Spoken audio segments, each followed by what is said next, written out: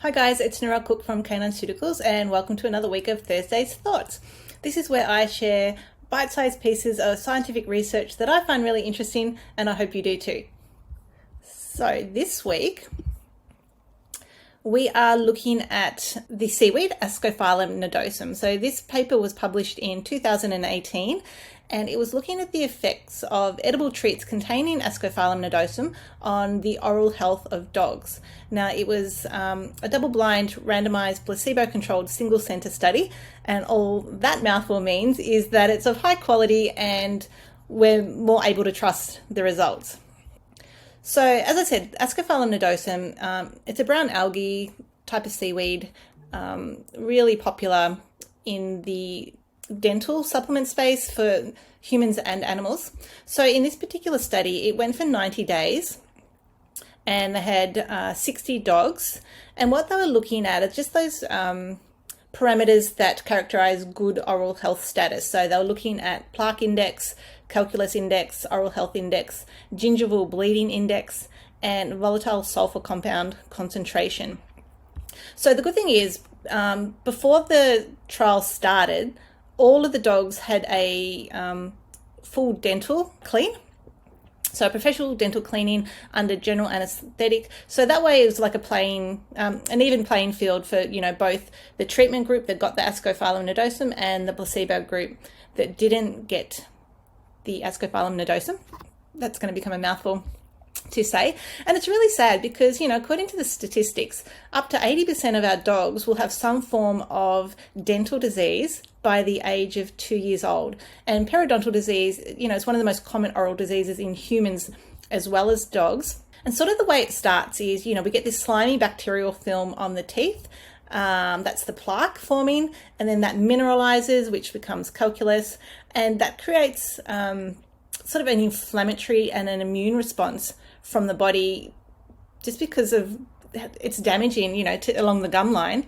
And then it becomes this vicious cycle where, that calculus becomes a substrate for further plaque accumulation and further deposits, and it just sort of gets worse over time. So one of the best things, sort of the gold standard for dental health for our dogs, is actually mechanical, daily brushing. Unfortunately, when they looked at the compliance of brushing our dog's teeth, yes, some people are really motivated initially, but then the overall compliance rate is listed as 1%. And look, I get it. It's challenging. I've got a Rottweiler called Mando that I am training to have his teeth brushed, and there are days when it goes well and there's days when it doesn't. So completely understand that. So what I'll do, rather than go through all the text results, we'll just look at the graphs. So body weight didn't change. P1, the blue, is the placebo group. P2 in red is the treatment group that got the Ascophyllum nodosum. So there was no changes in body weight, which is great. We wouldn't want to see any changes based on this particular supplement.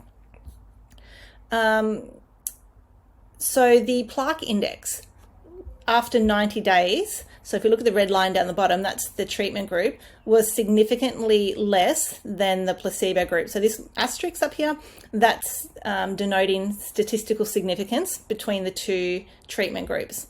So it's not that plaque didn't form in the treatment group, but there was significantly less plaque formation compared to dogs that didn't get the seaweed. Similar with the calculus scores as well. So from as early as day 30 right up to day 90, there was significantly less calculus forming in the dogs that received the Ascophyllum nodosum.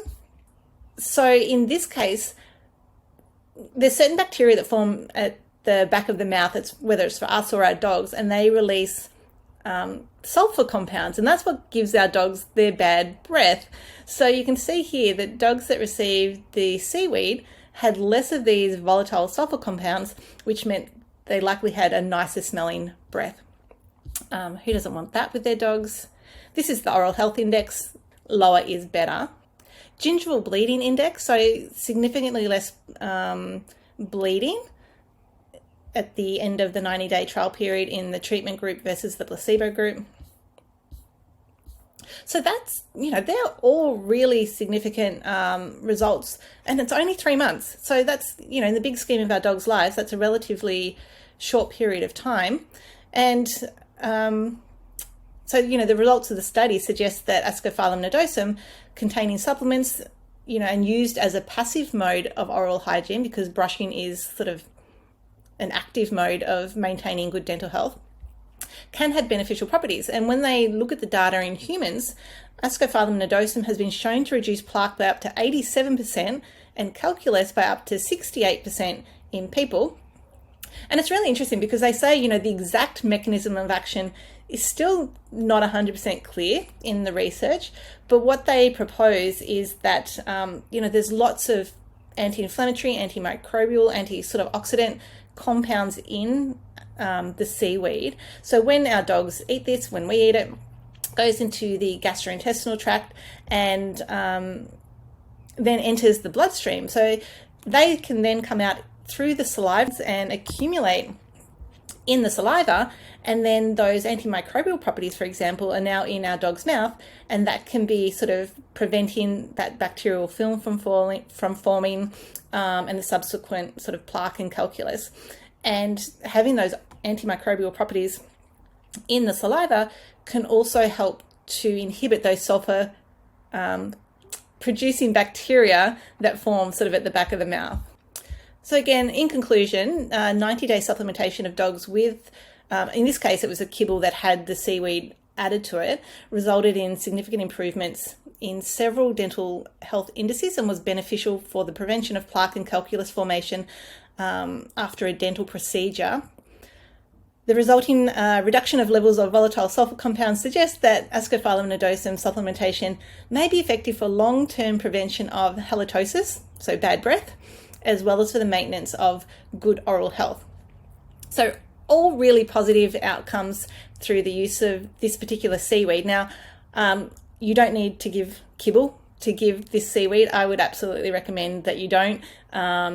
It's sort of working against what we're trying to do with the seaweed. So the only caution, or the main caution with using any seaweed product for that matter, not just the Ascophyllum nodosum, is the iodine content. So seaweeds are high in iodine. So if you have a dog that has any form of thyroid disease, you would want to be cautious, and I would recommend speaking to your vet before using anything, particularly if your dog's on thyroid medication or your cat is on thyroid medication. So dogs tend to be underactive thyroid, cats tend to be overactive thyroid, so it would be a lot more detrimental for cats in that situation.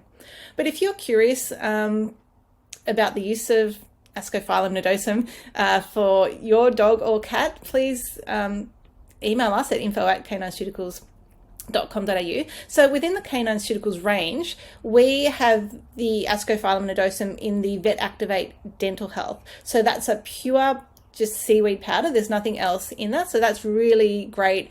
It's well tolerated, tastes fine. I haven't had any feedback from dogs not liking it.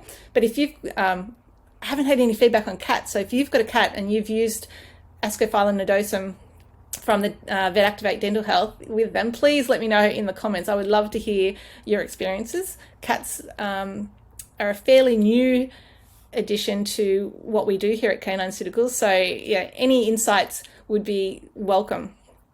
Please check out the website, CanineCeuticals.com.au. Amazing resources. We've got the podcast, we've got guides, we've got blog posts. As always, the link to the paper will be in the post. And if you've got any feedback on topics that you'd like me to review, please pop that in the comments as well. So thank you for another week, and I'll see you next week.